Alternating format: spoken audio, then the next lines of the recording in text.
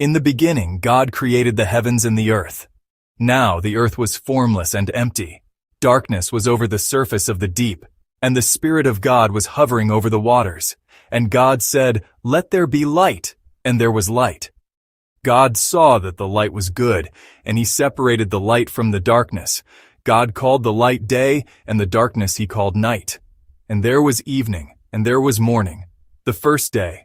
And God said, "Let there be an expanse between the waters to separate water from water." God called the expanse sky, and there was evening and there was morning, the second day. And God said, "Let the water under the sky be gathered to one place, and let dry ground appear." And it was so. God called the dry ground land, and the gathered waters he called seas. And God saw that it was good. Then God said, "Let the land produce vegetation, seed-bearing plants and trees on the land that bear fruit with seed in it, according to their various kinds." And it was so. The land produced vegetation, plants bearing seed according to their kinds, and trees bearing fruit with seed in it according to their kinds. And God saw that it was good. And there was evening, and there was morning, the third day. And God said, "Let there be lights in the expanse of the sky to separate the day from the night, and let them serve as signs to mark seasons and days and years, and let them be lights in the expanse of the sky to give light on the earth." And it was so. God made two great lights, the greater light to govern the day, and the lesser light to govern the night. He also made the stars. God set them in the expanse of the sky to give light on the earth, to govern the day and the night, and to separate light from darkness. And God saw that it was good. And there was evening, and there was morning, the fourth day.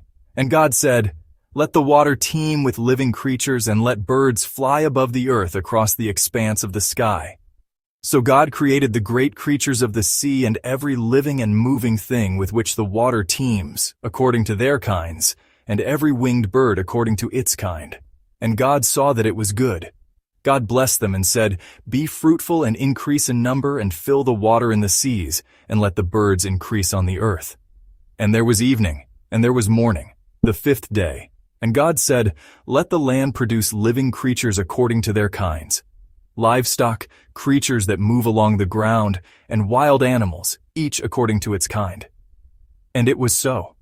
God made the wild animals according to their kinds, the livestock according to their kinds, and all the creatures that move along the ground according to their kinds. And God saw that it was good. Then God said, "Let us make man in our image, in our likeness, and let them rule over the fish of the sea and the birds of the air, over the livestock, over all the earth, and over all the creatures that move along the ground." So God created man in his own image. Male and female he created them. God blessed them and said to them, "Be fruitful and increase in number, fill the earth and subdue it. Rule over the fish of the sea and the birds of the air, and over every living creature that moves on the ground." Then God said, "I give you every seed-bearing plant on the face of the whole earth, and every tree that has fruit with seed in it. They will be yours for food. And to all the beasts of the earth, and all the birds of the air, and all the creatures that move on the ground, everything that has the breath of life in it, I give every green plant for food." And it was so. God saw all that he had made, and it was very good. And there was evening, and there was morning, the sixth day. Thus the heavens and the earth were completed in all their vast array.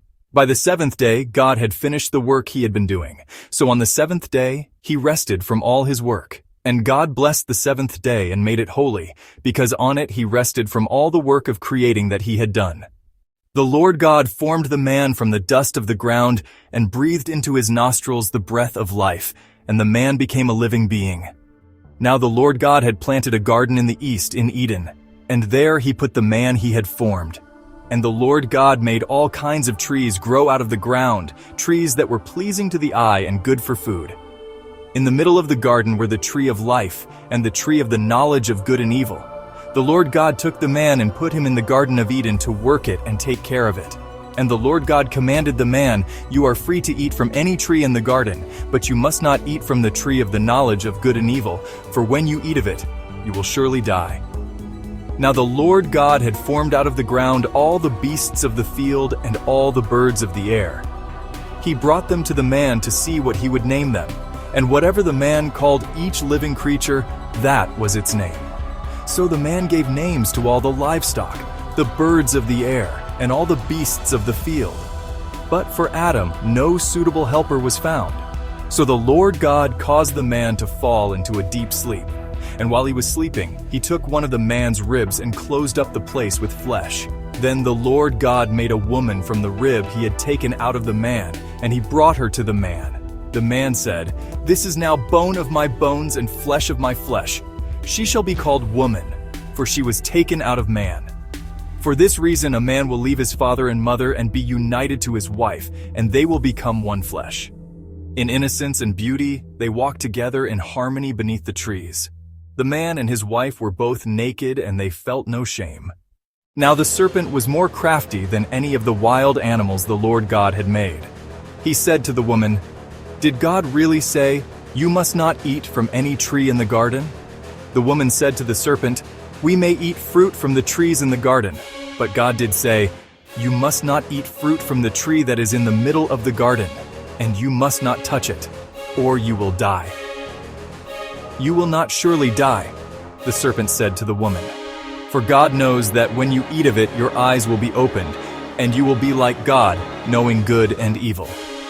When the woman saw that the fruit of the tree was good for food and pleasing to the eye, and also desirable for gaining wisdom, she took some and ate it. She also gave some to her husband, who was with her, and he ate it. Then the eyes of both of them were opened, and they realized they were naked. So they sewed fig leaves together and made coverings for themselves.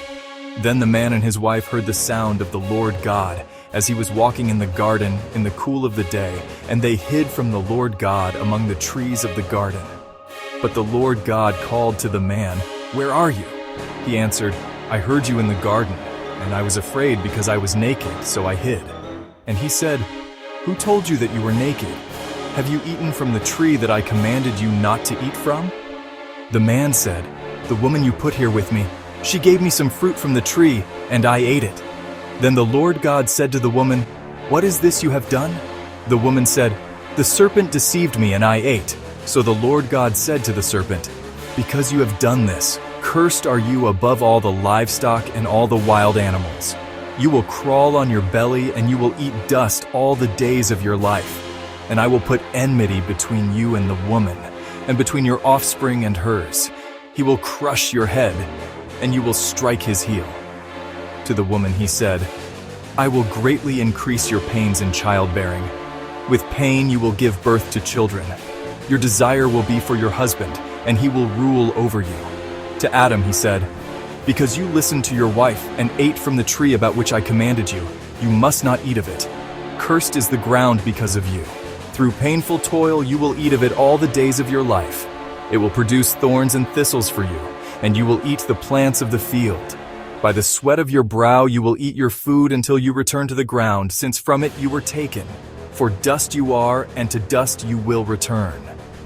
Adam named his wife Eve, because she would become the mother of all the living. The Lord God made garments of skin for Adam and his wife, and clothed them.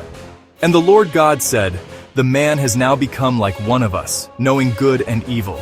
He must not be allowed to reach out his hand and take also from the tree of life and eat and live forever."